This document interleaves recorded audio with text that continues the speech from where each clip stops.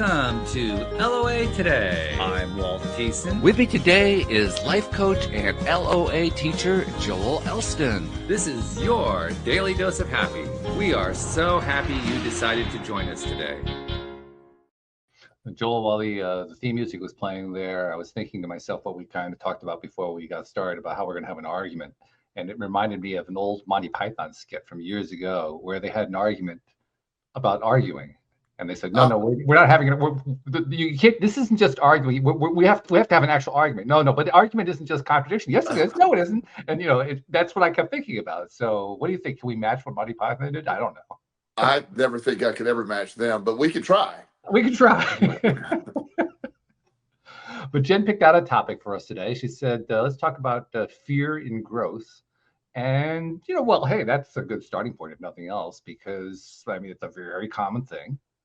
First of all, there are a lot of people who are just afraid of growth, period. But then you bring in all the other fears that are involved. And, we're human beings are great creators. We can create fear about anything. Absolutely.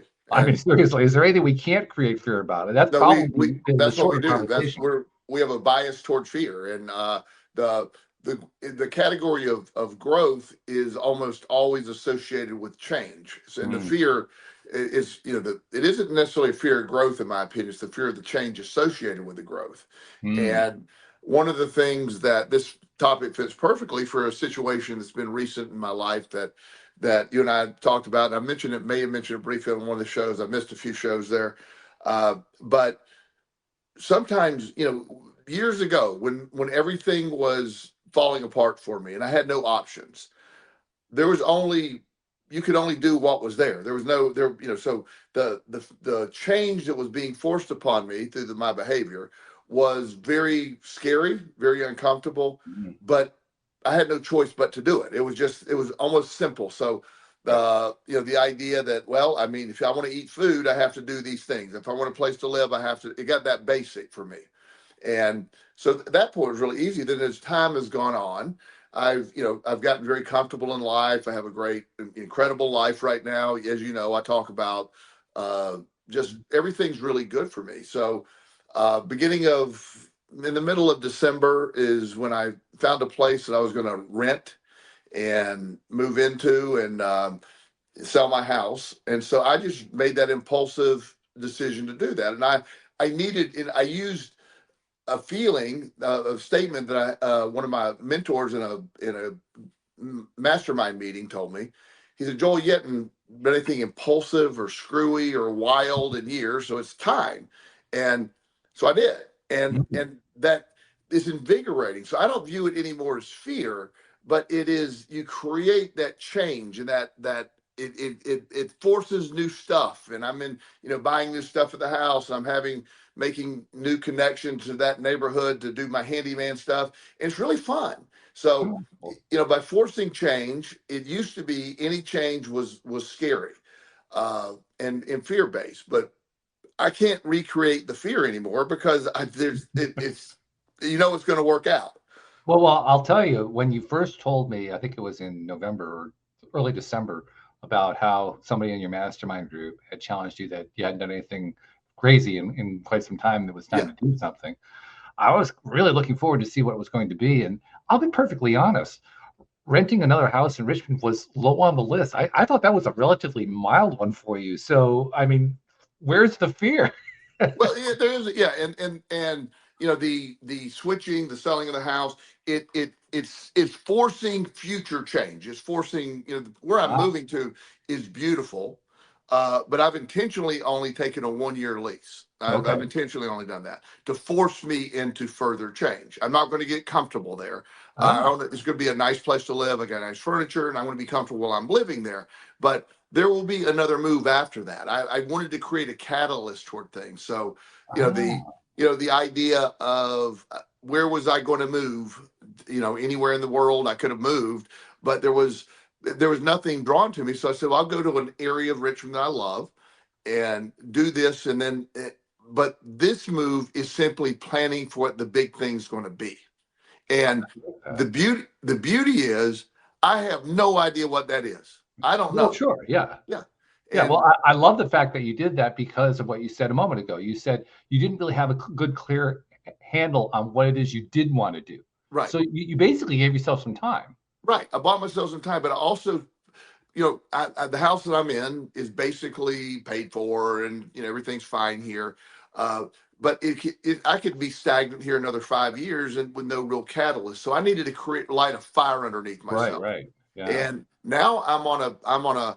There could be an opportunity tomorrow that comes up, and I can just say, "Oh, okay, I'll take that," because I mean I'm only obligated for a small lease for the next year. So it's not I could just pay that and go do something else too. So Sure.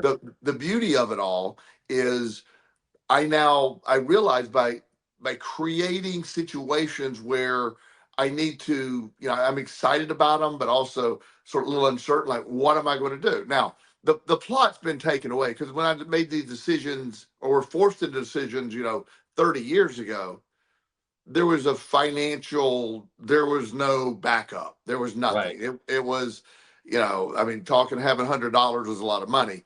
right. And, in today's world, you can only make it so scary. You know what I mean? It's only, it's not that scary really, but I do like the idea of not knowing. So the fear within change as time goes on, I find myself, I have to create change. I want to force change into my life, and because I do have a tendency to uh, when things are good, like, well, I change that homeostasis that we have talked about historically. But for the average person out there, understanding that at the beginning of the year, where most people have resolutions, they want to change something, Hmm. nobody ever really does because they're so stuck in patterns. So the fear of change is really it's not the fear of change as much as everybody would say. We want to change, but we don't really want to do the stuff associated with change. And that's what a lot of people get stuck. Not fulfilling their potential, not going out there and living that exciting life, meeting new people, because I also believe the catalyst of change is going to put me in front of a bunch of other people I've never met before in a Hmm. new environment, which will create new opportunity and new ideas. And it's going to, it's going to be interesting. See where it goes. I'm excited about all that. I got two different directions I want to go on this, and I'm going to try to do both of them. Let's go left. All right.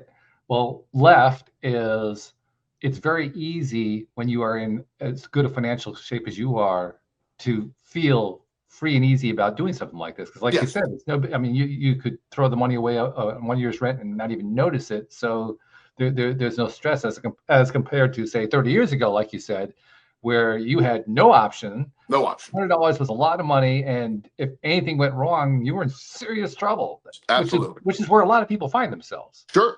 I mean, maybe your circumstances were maybe a little bit more extreme than many people's are, but there are a lot of people who kind of live hand to mouth day to day, and any kind of setback is a major setback. That's a Absolutely. different feel from where you're at right now. So, I mean, Yes. isn't it kind of easy for you at this point? Yeah, it really is. It's easy. And you know, and as I'm doing it, and it's almost like I now know the answer to the test.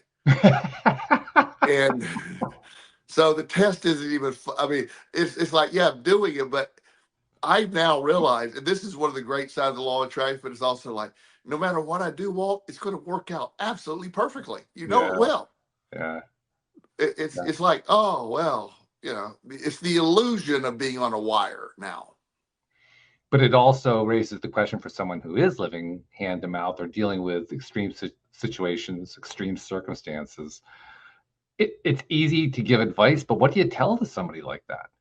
Well, that's a really difficult time because you're living in reactivity when you're in that place. You're Mm, reacting to the moment. I was at a point in my life where I was at I need to make $20 tonight waiting tables to put gas in my car. right. That's there were nights like that. There was, so the idea that when you're in reactivity, just you're reacting to the moment with very little ability to look forward beyond that moment. And it really is hard, but also using the law of attraction, doing what you can within where you're at, trying to get that perspective right. That's what that's what the goal is. Try to keep that perspective in tune. But it's really hard for my message when I was hearing messages when I was busted out and I didn't have anything, and people would give me advice. I just roll my eyes, going, "You don't have any idea. Your advice is solid, but my favorite piece of advice when everything fell apart for me, and I've been recovery now for almost 30 years from a gambling addiction, and so the very first meeting that I went to, a Gamblers Anonymous meeting, I told everybody what happened. Room full of about 20 people. I was crying like a baby. Felt, and I'm like, okay, I couldn't admit it. I've stolen from my parents, and I'm this evil person, and I'm sleeping in my car. And the piece of advice that this gentleman gave me, he was very well dressed, looked Greek, like a Greek guy, really nice, obviously manicured fingernails, all this stuff. He said, "You really need to cut up your credit cards." And I was like, but if I had credit cards, I would not be here. I would not. I should have cut up my credit cards 10 years ago. I have no credit cards. There's nothing left like that. And so he didn't even remotely grasp my situation. So Right.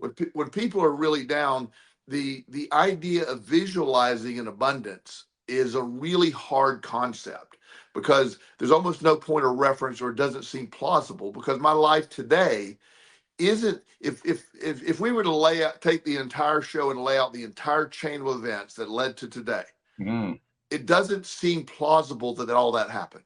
Right. Yeah, it really doesn't. If you didn't know it happened and you didn't witness some of it firsthand, it doesn't seem believable. I know exactly what you mean. And even as I was asking you the question, I was also asking myself, well, how would I answer that question? Yes. I mean, because it's not an easy question to answer. Right. What do you say to somebody when you're not in the state they're in, and they're in a dire strait? Right. Well, the best I could come up with, and I think it's probably the best answer I could give, is reflecting back to what's it been, 12 and a half years now doing this podcast, about 12 and a quarter with you. Where was I then? Where am I now? What was I looking to learn? What was I looking to understand then? What do I now understand? And what made the difference? And as I look back on that time frame, I think the one thing that made the difference, I don't remember where it came in exactly. It was probably in some of the earliest conversations I had with you. But the one thing that made the difference was just trying to feel better every day. Yes. When I first heard that idea, that was the first time we had talked about law of attraction. I think by that time you and I had already mentioned Abraham Hicks. We had a pretty good handle on it. You were definitely further along than I was, but in terms of our conversations, we had developed it to the point where we had covered quite a bit of the whole topic. Yes. And so there was a lot of background there. But hearing that phrase, just look to feel better every day, somehow resonated with me in a way that nothing else did. Not that nothing else resonated, a lot of things resonated, but that one just kind of stuck out. It made it easy. It made it simple in the midst of what is not easy and what is not simple. Absolutely. And that's the the idea of feeling better. What that's signaling, if you can just take a moment, even if you reduce your ungodly fear of what's going on for a minute, or just any change in your energy. Now, at the time, I don't know if I would have heard that change in your energy or feeling better, but that is some of the best advice. All it takes is a little bit of movement. The law of attraction is the most powerful law in the universe, and it operates without opinion or emotion. It just goes. And most people use it in the beginning, particularly. They don't realize they're on what most would consider the negative side. The law of attraction is operating. So when you're in the woe is me, the world's falling apart, all these terrible things are happening, then that's the reality, and that's what the law of attraction delivers. So the feeling better part, if you can get a glimpse of that and start to believe, and the hard part for me was just taking that leap of, and then it's going to get better. And the incremental things that started getting better, and you just start noticing a little bit, then you start to believe a little more. To me, if I would have had the ability to, which I don't know how I could, But day one, when you and I were talking, if we were, we were into it, we're discovering. I used to laugh, say we're still in kindergarten, we're figuring this out. Right, right. But if I had the ability just to uh, say and truly mean it, I believe everything I believe right now instantly, my life would have been an instant straight up. It would have gone straight up. Oh yeah. But I could only accept it incrementally, Yes. and that's the key. That's exactly the key. Yeah, it isn't that the law of attraction couldn't provide it instantly. I just wasn't believing that was a possibility. Right. And now today's world, there's nothing I don't believe. So it's just like, that's why I said the statement earlier. I have the answers to the test. I just, yeah, here we are. Whatever I want to point is point and click now. So whatever you want. We were supposed to, Anne Marie and I were supposed to interview a guest earlier today, but that show never actually came off for a variety of reasons that we'll iron out and hopefully bring that guest back another time. But instead of doing a show, we were just kind of chatting because we kept thinking, well, the guest is going to come at any moment. And actually, the guest tried to connect at one point and we figured, okay, they're going to try to reconnect, and they never did. But we just had a conversation, and we were talking literally about this, about the incremental development of belief and of the ability that we all have, to kind of move the needle about how we're feeling. Yes. And yes. we were both in agreement that when we look back on where we were, say 10, 15 years ago compared to now, my goodness, we have made a lot of progress. She and I were both agreeing on it. We made a lot of progress in terms of how well we're able to move that needle. Now, can I move the needle as far as I want to? No. Not even close yet. But boy, oh boy, can I move it a whole lot more than I could before. Now, if you had tried to explain that to me 12 years ago, I would say, well, yeah, that sounds great, but forget that. I don't see how that's going to happen, because that's something that has to happen over time. Like you were just saying, you have to kind of learn it. You have to kind of, just pick it up a little bit at a time and develop a little belief here and a little belief there, and then take 3 steps backward and 2 steps forward and all that kind of stuff. And then only when you look back over a long period of time do you realize, oh, I really am making progress. I can see it there. For the first time, I can actually see it.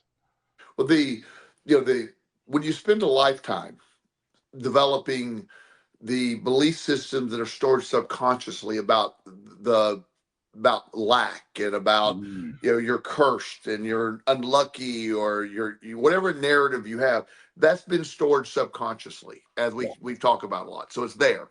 And the reason we can't instantly manifest and bring things is because no one has direct access to your subconscious brain. You have to slowly, coax it to see things differently. You have to give it new information, and then eventually the subconscious brain goes, wait a minute, this is a change here. We'll reprogram. But when you spend a lifetime of based in fear, based in loss and lack and everything going wrong, then that's what you keep bringing to yourself. And it is, again, law of attraction has no opinion, so it's just responding to all that takes place there. So the accelerated version of this is still going to be slow, because it's only the rate that your subconscious belief system can change. Also, our theory, we've talked about this, some of my younger clients, 12, 13, 14-year-olds that implement this, they press a button and they do it instantly, because they don't have that programming problem. It's like, okay, well, let's just go. And they're far better at it than we are, because they can do it far faster. They actually give me hope, actually. Yeah. To be perfectly honest, the fact that they're able to flip a switch that easily gives me great hope, because what it tells me is, as retarded as I feel sometimes, as slowed down as I feel sometimes, I can learn to change faster. And I have been. Yeah. I've demonstrated that to myself over the last 12 years. I am able to learn faster. It may take me longer to get to that particular speed that they're at than I would have wanted to, but the fact that they are there at all tells me it's reachable. Sure. And the fact that I made progress shows me that it's reachable. So it's reachable. I can get there. I don't know necessarily when, but I know I can get there. Absolutely. And that's that, when you take place and you visualize something and it goes forward, it's you're like, oh, okay, well that just shows up. When I decided to, go rent me a place over in this neighborhood that I love, Hmm. uh, it literally showed up. One showed up. The one I like, the one I love overlooking the pond. Just the I walked in and the owner happened to be cleaning it. She's a realtor, happened to be cleaning it. I said, I'll take it, and she's like, what? And she said, well, you got to qualify. And I go, I think we can pull that off. And we did. And I gave her the deposit. We just did it. That is funny. You got to qualify if she'll admit. But it was automatic. And, she kept thinking, I just kept thinking this was some kind of scam because nobody just walks in and does what you just did. And I go, yeah, that's what I do. And so it's fun. It's something, it's fun, it's enjoyable, but it's also when you get to the side of it where, as you're saying, just Bob Proctor talked about one day, he said he wanted, if I remember the story correctly, he had this idea and it was just this concept. He wanted to do a seminar on this one concept. Hmm. And he said, this could probably make us $1 million. And he goes, okay, no, it's going to make us $1 million. And he said, within a 1 hour period, him and Sandy created this thing, got it set up, and already declared it made $1 million. Within 2 weeks of it doing, it made the $1 million. And he said it's fun, but it's not surprising anymore. It's so plug and play. It's science to him. It was, and it was just he's still the most confident man I've ever met in the law of attraction. Yeah. Well, I've Yeah. never met him, but just from having seen his videos, I can Yeah. see you draw that Yeah. conclusion, because everything that he said, he just said with 100% confidence. Absolutely, he's fantastic with it. But he said when he was younger, he said, I don't know how this is working, but it's working. And I'm going to keep doing it. He said, now I know how it's working, and it's automatic. Mm-hmm. Which is really cool. Yeah. Yes. The fact that he was able to pull that off for as long as he did, first of all, shows that the whole thing actually works, which is quite reassuring, especially to those of us who've been in a bad place. But also, he demonstrates that the ease is there at any age. I mean, he was doing this kind of stuff right to the end of his life. Absolutely, he's well in his 80s. Yeah. So it's not something that is age dependent. I mean, we've talked about how you develop all this baggage over a lifetime, and it can make things harder. But I think he demonstrated that it doesn't have to be that way. It doesn't have to be the older you get, the more baggage you have, the slower it is, the harder it is, and so forth. It can actually get easier. And in fact, your story demonstrates that. You were just talking about that a moment ago, right? Yes. You were talking about how you've gotten to the point now where literally anything that you try to do, you just know it's going to work. Absolutely. And it's automatic. It doesn't matter who the president is. Yeah, I just realized that changed today. So we're good with that. But but again, it's what you allow in to handle all this stuff. What you're looking at. The last week we've had an incredibly weird chain of events in Richmond with the storm. We lost water for a while. I got this really bad respiratory infection. So it's been a really, really odd time for around here, and for me in particular. And I just never. It's not anything I really. It's like, yeah. Well, I mean, we have to deal with it. We can complain about it. We can look at it. I didn't know didn't know if we are going to be without water for a day or a week or a month. Right. And I just identified some Airbnbs and said, if we got to get out of here, we're going to get out of here, and they'll eventually get this water thing fixed. Now, they had it fixed in a day, and we didn't really, go without, it felt pretty nasty one day. I didn't shave. That was ugly. But other than that, that was my big problem, this whole thing. But I could have responded if I needed to make a response to that. I could have, whatever, it would have been fine. But the idea that once you're prepared for life in the way of understanding the fear of life goes away. The fear of what's going to happen goes away, because I don't know what's going to happen. I just know everything that happens will continue to be on my benefit. When we've been talking for a long, long time, and I say this is the beginning of any presidential change. I don't know how or why, but at the end of 4 years today, I promise you, I'm going to be better off today than I am today, as Mhm. I was with the last administration and the one before that and the one before that. Mhm. It, Because it it's has just nothing to do with the it administration. has nothing to do with administration because I'm not going to operate on any parameters that other than the parameters that bring me success, and I don't know how it'll look, but there'll be some way I'll take advantage of what's ever going to happen. Which is the excellent way to do it. I'm curious also because you've achieved quite a bit of success to the point where, like you were saying, you just feel confident about anything that you're going to attempt. It's just going to happen. I'm getting very close to that. I'm a lot closer than I was 12 years ago for sure, and more and more things are falling in place for me. So I'm feeling more and more confident every day.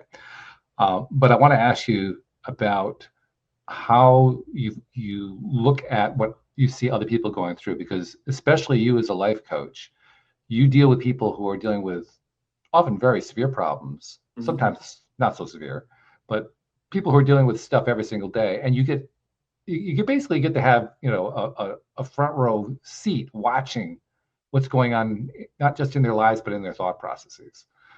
That's a privilege a lot of us don't really have. It's a pretty cool privilege, and yet Yes. even without that privilege, I look out. Well, I look at the world partly through these podcasts because I interview so many people who come onto the show, and I learn a lot of stuff about people that way. But also just people I encounter in my everyday life. I find myself now looking at them and seeing them quite differently from the way I would have, say, 10, 15 years ago.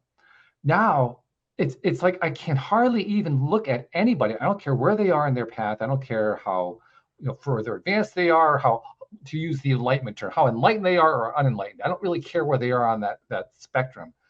I can see the growth happening. I can see the conflicts happening. I can see the potential ways that they are playing out. I can see how the person's grappling with it or perhaps losing ground on. I can see the whole thing. And I am more and more amazed at, despite the fact that we have a global society of people who are struggling in so many different ways, I'm amazed at how well people are struggling. Mm-hmm. I mean, that maybe that's just my perspective from this side of where I am in my life, but I'm kind of curious. Do you see like the same thing? Do you get the same kind of sense I'm getting? I get a really positive sense, despite the fact we have this big global divide going on, a country that's divided. We got all these crazy economic things. I feel good about it. Am I I, crazy? yeah. Well, yes, that's a separate topic. You Oh, are. all right. Well, fair enough. Okay. Fair enough. That's a different topic. But seriously, the the difference between you and I don't see all that. I assume what you're saying is true with all that suffering and all the other stuff and all. But maybe I mean, but it But doesn't. you It's don't even not. see the suffering part. Yeah, I don't see it. I don't see it. Wow. And I see thriving. I'm tuned into that. I see growth. I people that I expect growth. I expect, and again, I'm limited to the people I pretty much work with on a daily basis. People in my orbit, people I consult with. I don't watch the news. I have sort of side knowledge because you can't help but hear of it. Yeah. Today, I found out shockingly that I now live on the Gulf of America. I So, love that. I've been awesome about that. And but other than that, that was my big news today. Until I found out today was the presidential inauguration. That was Mm, another thing. So, but I get to the same place you are because all I see is forward. I see people going through and they get up and they don't quit and they that's what I filter for. And there are some. You and I had a lady that haunts me from many years ago. She was in some ungodly country, oh uh, yes. somewhere in something Afghanistan, probably something one of those I things. think she And was in Pakistan. Yeah. yeah. And she just didn't have. I didn't have an answer for her. I didn't know what to do. She was sequestered and she was basically captured and didn't have Right. any. And I just didn't know what to tell her. I mean, and I never knew what happened to her. I don't know if you do, but it was this idea that it was very sad because I couldn't even come up with a path forward in my mind for her other than trying to adjust your mindset. And I didn't know how that would even work out for her. So it's out there. It is out there. I honestly don't know what happened with her either. I do see references to her periodically because I'm still connected to her on the social media. Right. So I'll see an occasional reference, but I don't know the details of what's going on with her. What I can tell you is the very little bits of information I picked up tells me that she has managed to find ways to create cracks in that life jail cell that she found herself in. And I don't know exactly how that's played out, but I get the impression that she was at least in some sense been able to make a jailbreak, but basically break through all that stuff. How far? I don't know how far she's gotten with it. Well, I have I've seen people in literal prisons, with no perceivable way out of be able to turn things around and be able to miracles happen within that. So I never doubt that it's possible.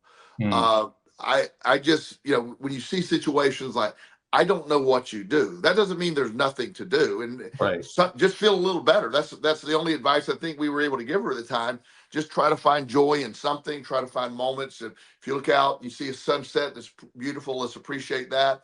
That's you feel bad about giving that advice to somebody that's in that desperate of situation, but that's all I could come up with. And which was great advice, by the way. I think it was probably the best thing we could have said. Yes, and it's you have empathy for that situation, but I also, not that I'm shutting my everything down, where I don't want to see what's going on out there. It's just the way it works for me is, if you're going to go focus on everything that's wrong and all that's going on, and I know people that's all they do, and that's fine, but you're going to get that. That's going to be your life. There's going to always be that. If you have the ability to always see what's the cool side of things, the opportunity in things, the hope, the good health. We woke up today. There's really nothing else that matters, but we woke up today. That's the biggest news in the world behind quantum theory. True. So just saying. I don't know if I've told you, I'm in the process of setting up a second business. I kind of made a hint earlier. Did I tell you about the nature of the business? No. Oh, well, the short story is, as you know, I've been running a gardening business for quite a few years now. And it occurred to me on New Year's Day, actually. People make resolutions on New Year's Day. I get ideas coming to my head. But on New Year's Day, I got the idea, well, there's actually only one difference between the business I do and the house cleaning business. And that is, one gets done inside the house and one gets done outside the house. But the rest of the business is pretty much the same. So since I can run a gardening business without knowing anything about gardening, I wonder if I can run a house cleaning business without knowing anything about house cleaning. And so that's what I've been pursuing. I love it. In the process of pursuing that, I placed an ad on Indeed. I got a bunch of responses, found one woman around our age, actually, who, she is just over the moon with excitement at the idea of working with me, which is what happens, of course, when you're leaning into feeling good, you're leaning into the law of attraction, you get good stuff like that happening. And after talking to her, she literally, I didn't have to even interview her hardly. She basically sat down with me and started telling me all the things that I wanted to hear from an ideal candidate without me asking a single question. It was ideal. It was the best possible situation you could have. But she made an interesting comment recently. And I don't remember exactly I know what the context was. We're trying to get the first ads going. And because of today's also, besides the inauguration day, it's also Martin Luther King Day, and I had forgotten that, and that affects the way ad schedules work. So the bottom line was, an ad that I was hoping was going to run tomorrow isn't going to run tomorrow. It's probably going to be another week before it runs. And so I sent her a note to that effect. I sent her a text message, and she wrote back something to the effect of, I've been told that things work out for a reason, but I don't really believe that. And it made me think about that for a second, because that's a fairly common cliche, right? The idea that, well, things work out for a reason. But how many people actually believe it? Some people do, some really don't. She's one who doesn't really believe it. And I thought about it. I said, what that really means is, yes, I do believe that things happen for a reason. I just don't know what the circumstances are. I don't know. I don't see them happening. I don't experience them directly. In fact, the number of things, the percentage of things that could happen that I find out about directly, for the good or for the bad, whatever, is a tiny percentage of the overall. Yeah. So it's actually remarkable if I can match things up, right? I can match up. Here's the result that came from me trying to manifest something. Right. That's actually kind of amazing when that happens. Yes. But most of the time, we're not going to find out what's going on. So, yeah, I think you do. I think you can believe that things happen in the time that they need to happen, even if you don't see them happening, because it happens all the time. Stuff happens all the time that we don't know about, and it always works out. And here's an example. I had a client, and this happened this morning, and so without giving away too much information, this this client has had a difficult breakup, Mhm. and uh, is there he's married with a couple of children, Mm, and so it's been a really difficult breakup, and sure.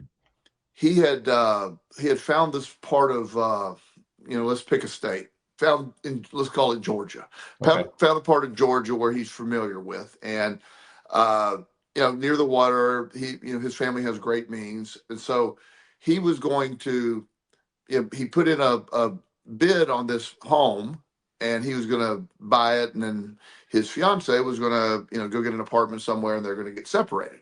Mm, And that was what, well, she then decided that her apartment was going to be right near where he was at, and it drove him crazy because he was trying to mm, get away from her, and all that, mm. this whole thing was going on, right?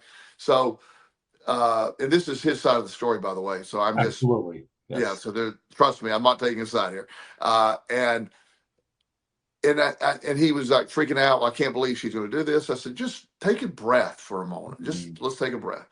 And so, long story short, this led him to look for something else, another place. Well, then he found this incredible estate that has 50 acres, and it's wow. beautiful, has a pond and all this. And it got him looking in a whole different direction, that he had just been he was stuck on one outcome. So the idea that the delay in him getting separated, the delay of the closing of the house, did serve a purpose to give him a new idea. Mm, Does that make yes. sense? Yes, it does make sense. Yeah. So sometimes you're delayed because what you're about to do is not what it's going to be, and sometimes you need more. So I think delays sometimes do happen for a reason. I think life events happen to put you in places. So the law of attraction uses everything in its disposal to bring you what you're attracting. So sometimes it's not letting you get what you think you want, because that's not really what you're putting out there. Yes, that's a very important point. I think a second point that goes along with that is that we always are attracting what arrives, Yes. even when what arrives is something we didn't like. So true. And it's frustrating as all hell, and it makes it very difficult when we're in that kind of a space to say, well, I didn't want to attract that. I wasn't trying to attract the auto accident. I was trying to attract these terrible events that happened. And it's a kind of a gut check at that point, because, well, how can I possibly believe in this LOA crap, when I have to put up with the idea that I attracted all this negative stuff into my life? Right. To me, though, that's where I find the greatest amount of evidence that it actually works. Because when I finally am able to get honest with myself, I mean, deeply, deeply honest, bone crushingly honest about whatever role I played, which usually means that I was in a relatively lower vibrational space for an important period of time. Whenever I can get honest about that, I have to say to myself, damn, this thing works. I just got to learn to work it the other direction. Well, and the that's a great way to look at it as well. And also understanding that the way it works for me is just you don't have to manage the process. So you don't know sometimes you've gotten what you've asked for because you're trying to manage the process too much. Yes. Does that make sense? Oh, given my history, I would say that makes a ton of sense. I was being a smart ass. I really was, of course. Yeah. Well, see, we have a lot to learn about how you have an argument. This is about as close to an argument as we ever get. Yeah, no, I know. But seriously, but that idea that the path to what I'm manifesting, once it's on, I just let it happen, even if it seems like, well, this isn't going right. Well, I don't know. I don't know what I'm doing at all. So, Yeah. I just, the law of attraction always always lets me, it imagine being the law of attraction deal with me. It's like, oh my God, this guy, but, it just comes in and that, but I've learned not to micromanage the process. I don't know how it's going to work. It just always works. It never happens the way I wanted to happen or thought I should happen or whatever. It just happens. Like taxes, my quarterly taxes were due. I had a huge, just spent so much money over this last quarter, Mm. and the more money I spent, the more money just kept showing up, and it was just, but it was like it was laughable, and so I just start just sending checks out to pay for everything. Here's more money shows up. It's just I didn't do anything. I didn't do anything to do that. I love that. That's funny. Yeah. But it also shows that the thing never plays out the way we expect it to. I think that's what your point is. Ever. I mean, that's the thing for me. The idea that I never ever, now that doesn't mean that I'm a big believer in taking action as well. So I do take action. I go do the stuff I want to do, and I work really hard in the gym. I work a lot of hours. I still do what I love. So it isn't like I'm sitting there going, oh yeah, let's just sit on the couch and this happens. I just have come to accept, if I do my part, if I do my action, it'll all show up, and I have no idea how it got there, but it's there. Which is disconcerting. Yes. I mean, it really is. Because when the stuff shows up, you say, huh?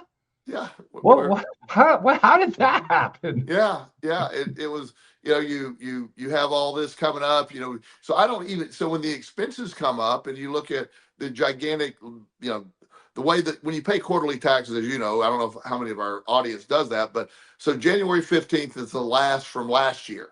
So that was bad. But now you have the next one coming up in March or whenever that is. And tax now, day actually in April. yeah. So you have that one coming up, which you got to pay. I made more than my estimated cover anyway, so I got to make up that. Then I got to do the new estimated. So it's like, yeah, it doesn't matter. Just keep writing the checks. It'll just keep showing up. The checks. Yeah, it just keeps doing it. But the system has, if I focus on the drain or the perception of the lack of money, then it gets, I just don't even, I don't do that because it's just, there's always just more money there. I was just thinking as you were saying that, because I'm going through the process of actually starting up a business, all the paperwork, all the, you have to file for the employer identification number, you have to file with the state, there's different kinds of taxes you have to file for and so forth. And it's mind numbing. It's a little frustrating because you're having to deal with bureaucracies and all that kind of thing. And over the last few days, because of the holiday, I forgot how the holiday was going to impact stuff. So, it was like 2 steps forward, 1 step back, and that, okay, now I got to go do, I can't do this because it's a holiday. I have to wait till tomorrow, but I can't do this part over here until I do that part that can't be done until tomorrow. Yes. So it was fairly easy to get myself into a place of, am I going to get this thing done? This is like so frustrating. What this is making me think of though, is I compare how I'm reacting now to how I would have reacted the last time I started, which was about 2 years ago, actually, when I bought out my ex-wife for the gardening business. And the difference is now I can look at the crazy stuff that goes on right now and the timings that aren't working out and so forth, and kind of shrug the shoulders in a way that I really couldn't do as easily before. And 2 years ago, I was doing pretty good at that too, although it was also kind of a rough time because I'd gone through divorce. But before that, the last time I had done it was about I'm going to say 10, 12 years before that. That was an entirely different experience. Much more negative, much more frustrating, much more feeling like I was pounding my head against the wall. And the reason I say all this is, it's not like I'm not feeling all of the stuff that I felt before. It's just, I don't really care about it as much. Yeah. It just doesn't, I mean, it's there. It's something to be dealt with. I know that if I can just let it go by, It's going to go by. It's going to be all right. Everything's going to work itself out. And so I guess maybe it's the experience of having been, beaten up a few times that you say, oh, all right, well, I can handle it this time. First time's the hard one. It is. It is. And then one of the things that I posted earlier today, and the we're the season, on the back end of the season for a lot of my young males are getting broken up with by what they perceived as their soulmates. And so, I have a formula for them. Don't look at Instagram, don't message them, go straight home, go to the gym. I have some things that are like, just if you stick to this is the formula. And you see that because the tendency of the loss of what this person thought they were, just this is the most important person in my life, and we've talked about having children and getting married after college, and turns out she broke up with him, has been dating another guy for the last month, hadn't told him yet. So so it's this horrible existence while you're doing that, because all you can when you break up, those kind of breakups, especially the young, it's for any breakup, but the younger brain in particular, which is not used to, not because you don't realize, look, there's 18,000 other women out there today available today, right now, this moment, but at that, when you're that age, it's like this is the loss, this is and so it's pervasive. The reason I use that example is when your thoughts are so pervasive of loss and lack and all that, it's terrible. It makes you, it occupies all your thought all day. It does. Yeah. And so being able to step away from that and look at like, what is right? Where are we going to be able to go with this? What, the silence, and instead of, I wonder what she's doing right now. All those thoughts, and then replaying the conversation of the breakup over and over in your head, word for word, thinking you need to text her one more thing and somehow talk her out of it. And and now the amazing thing is, after a couple of weeks, we're good. We're good. But you wouldn't be convinced of that. So as we're working through stuff, I use that example because everybody can relate to that feeling. Absolutely. At some point. But afterwards, it's like, wait a minute, the women that I broke my heart years ago, right now, I'm like, oh my God, so I'm so grateful they're not in my life right now. Right. Yeah.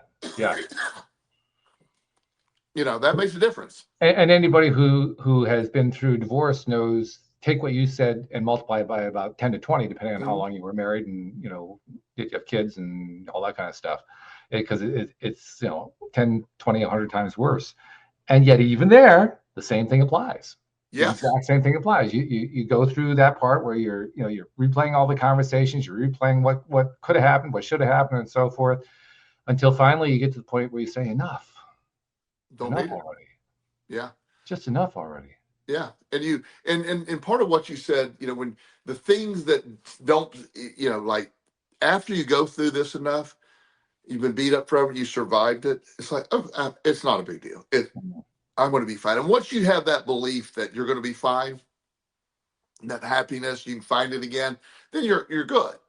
And then after the years of going through what I went through and all the struggles, eventually one day you just wake up and go, it's already worked out. It's worked out. There's nothing left anymore to worry about. There's not.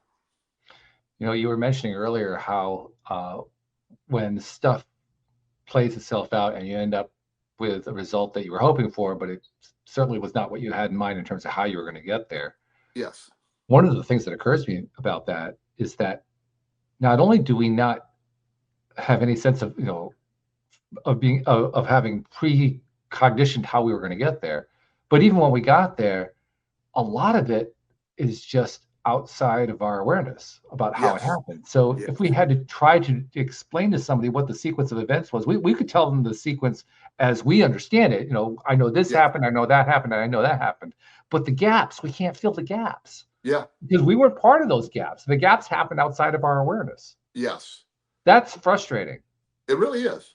But it's also, again, where when you have that happen a few times, that's where the confidence comes from. because When after a while you begin to realize, oh, this stuff really does play out to my own best interest. and when I view it through the lens that the law of attraction is working on my behalf the entire time, and Mm. and what I don't want. In fact, if it were to try to say, "Hey, Joel, here's what we're doing," I'm going to go, "No, no, don't want to hear that. Just do it." I don't dive in the details. Before Mike Dooley went crazy, he had that. That the what cursed house, which I The was. Cursed House, that's right. Yeah, Yeah. yeah. His stuff. I used to love his stuff. It was so. Mm. It's still like his old stuff. It was so good. Uh, but it was this idea that don't get hung up on all that, and so when you understand, and I'm not making conflicting statements when I'm say I'm a believing believer in action. My action is to get up every day, to work out, take care of my physical self, do my meditations, to be kind to the people around me, to work with my clients, to give talks, whatever. That's the stuff. Every day I'm supposed to go do that. And I do that every single day of my life. You know that. Mm. Mm. But the rest of the stuff is any details outside of that. I know my part of the action. The law of attraction does its part, and I really don't know want to know how we did that. You don't want to know. That's an Yeah, interesting way but of looking at it. yeah, just I like being surprised. Well, that's kind of like the roller coaster mentality, isn't it? I mean, Yeah, I'm not a roller coaster guy, but that's really what it's about with a roller coaster, being yeah, surprised on every curve. yeah. It's fun, and it adds that it's just going to be there. So like not and these things don't even matter. Over the holidays, my schedule is all just all over the place. Mm. And I said, look, I'm gonna just keep a low key over the holidays. I'm not gonna do much. And I'm just gonna take some days off. It'd probably be good not to make any money for them the year, just for tax things. And so, you know, but yet I kept doing what I do and ended up having the busiest holiday season I ever had, made so much more money, I have a list of people. I have like 7 people I got to call back who are interested in new services. Wow. A couple of the big commercial guys that want to do consulting and stuff. So, Oh my goodness. uh, these are big things. And, I haven't ever solicited any of my consulting stuff other than say I'm a consultant. That's the That was extent it. of what I've done. You That know? was a brilliant marketing plan, I must Yeah, say. yeah. And so I consult the consulting that I do is usually with addiction treatment centers from around Mm. the country.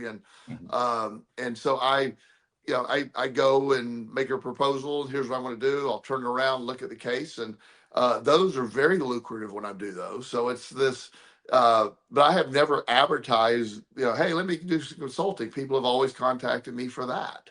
Mm. That's it's interesting what you're describing because first of all, there are a whole bunch of marketing experts who, if they try to teach the same thing, would be out of business really quick. Yes, yes, yes. And so it would undermine a number of careers that way.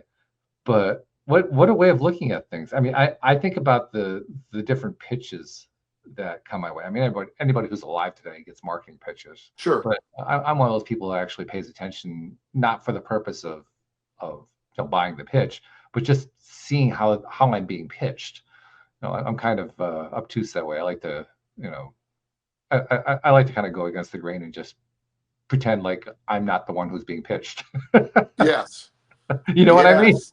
It Yeah. sounds strange, but I just like to kind of analyze it just to see what they're doing and so forth. And it's amazing to me how, despite all the advances that have been made over the last 20, 30 years, particularly with the internet, uh, in terms of helping people to understand what works in marketing and what doesn't work, it's amazing how many people still do what doesn't work and how many people teach what doesn't work. That's the part that still blows my mind. I get a lot of stuff from people who clearly have no idea what they're doing.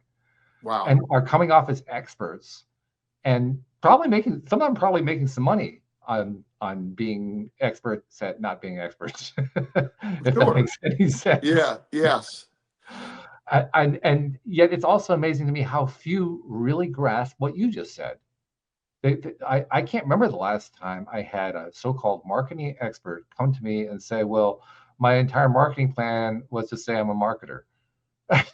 Seriously, I can't remember the last time that happened. Yeah, it works. It works. It's like, but I get this one guy in particular was very persistent. So I get emails every day about how I can increase my coaching business, whatever, and all that. Right. And so this one guy, it's an individual. I could tell his emails were individually written. They were, and so I want to read those and just, So you do the same thing then. You like to play that game too. Well, I like this guy for whatever reason just sounded really enthusiastic, and so I read his email. Normally I just delete him. I read his email, and he would send me one every other day. But it was like, Joel, I know I can really help you if you would just let me, if you take 5 minutes of your time, you just call me, and so finally I just said, I'm going to shock this guy and call him. Oh my God! All right. Yeah. So I called him and he answered very professional. Sounded pretty young. And I go, I'm Joel Elston. He goes, oh my God, you called me back.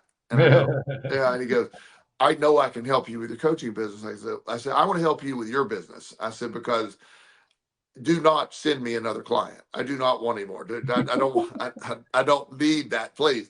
And he laughed. And I go, he said, do you do any advertising? I said, no, I don't do any. I just got my website and it's not optimized. I know search engine. I don't care about all that stuff.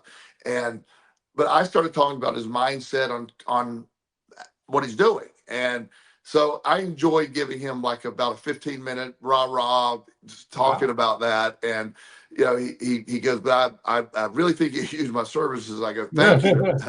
I appreciate your relentlessness, but the part you're missing is I don't need any more clients. I don't. But thank you. And he sent me a nice email thanking me. He said, man, he said, your energy is obvious of why you don't need my services. And I thought that was really cool. Yeah. Yeah. So, I probably get 20 of those a day, but most of them are massively sent and they're not, this guy was, I liked him because I just tried to pick out who seemed like whatever area I was working on. I try to figure out the life coach that seemed to have the most together, like would be the person to go to. I'm not blanketing everybody in your town. Yeah. And I told him, I love the fact that he actually picked up on your energy. Yeah, well, I did. I said I would recommend, if you wanted to check with one of the other life coaches in town who need their business increased, I'll be glad to vouch for you. You seem like a really good guy. And he said, man, I'd love that. And so, but it's one of those things. Life becomes such a it is on cruise control. That doesn't mean I don't get up and do everything that I do every day, but I just expect it. It will work out. Always. Like that. Yeah. I think that's really what we're all trying to learn is to believe that. Yes. And we talked about that earlier, right? The lack of belief and how we're kind of incrementally trying to ratchet up the belief a little tiny bit at a time every single day and so forth. But that's what we're trying to build up to. We're trying to actually believe that every day. And when you really look at this to me, this is a big amusement park. This is all a game. and when it's over, it'll be like, okay, that was nobody will ever, no matter what, people can say whatever they want about me. Nobody will go, he lived a boring life. Yeah, that's about the last thing I would expect anybody to say about Joel, his life. Yeah.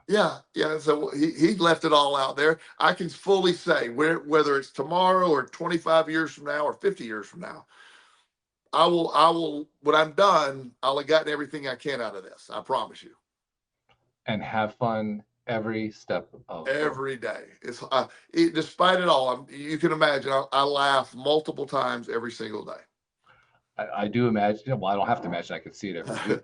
All I have to do is look at you, for goodness sake. Yeah, we're not always difficult to figure out. yeah. So it's a real fun. It's a fun thing, and I do work with some very serious stuff.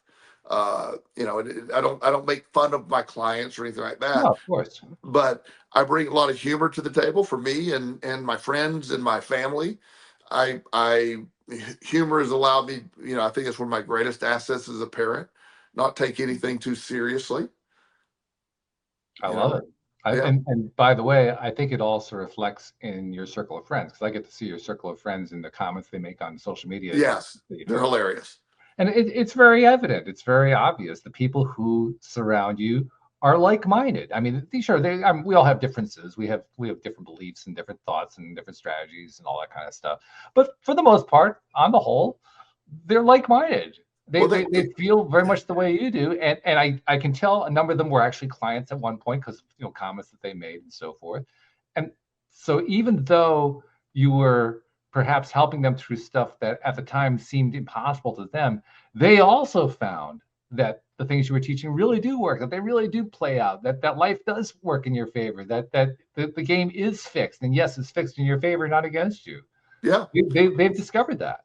Yeah, and so even some of my clients or my friends, they may be universally opposite of what I believe in things. They may, but we still laugh together. We make Yep. fun of this one of my hometown friends. He's a great guy.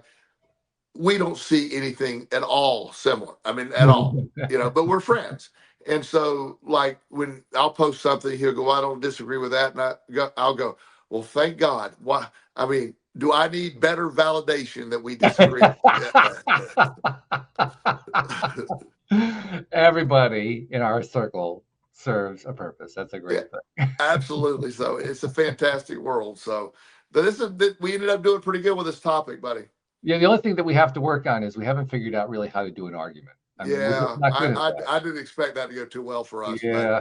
But I mean, we'll practice. I'll read up on a little John Cleese and see if he can give me some ideas. But we need a topic we really disagree. I mean, other than silliness like baseball and football, we need something different. We tried that though with baseball. I mean, we tried it? We got it like 10 minutes of arguing out of it. It was great. We lost interest. Oh, hi, buddy.